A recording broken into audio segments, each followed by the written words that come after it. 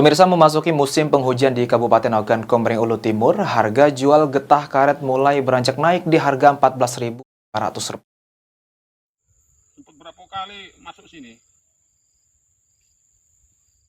Memasuki musim hujan, produksi getah karet milik petani karet di Kabupaten Oku Timur berkurang. Namun meski produktivitas getah karet berkurang, harga getah karet saat ini kian beranjak naik. Sulkan, salah satu petani karet asal Desa Kota Baru, Kecamatan Martapura, menyampaikan, memang terjadi penurunan produktivitas getah karet pada musim penghujan saat ini. Namun harga getah karet saat ini beranjak naik. Dari sebelumnya harga jual getah karet per kilo sebesar Rp11.000, saat ini harga getah karet naik menjadi Rp14.500 per kilogramnya.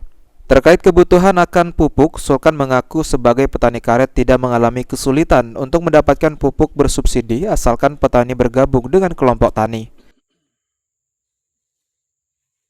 Kalau musim hujan ya ada pengaruhnya sih untuk pendapatan. Kalau cuaca hari nggak hujan itu lumayan. Tapi kalau sudah tengah hari itu hujan, pendapatan kurang gitu. Kalau untuk harga karet untuk yang setengah bulan itu mencapai 14.500 kisarannya.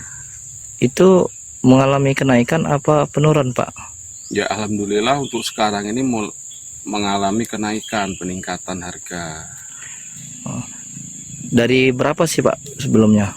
Sebelumnya dari 11.000 terus berangsur-angsur meningkat sampai sekarang harganya. Sulkan berharap pemerintah dapat terus membantu menaikkan harga getah karet sehingga dapat meningkatkan kesejahteraan petani karet di Kabupaten Oku Timur. Elvandri Jeffriyadi, PAL TV.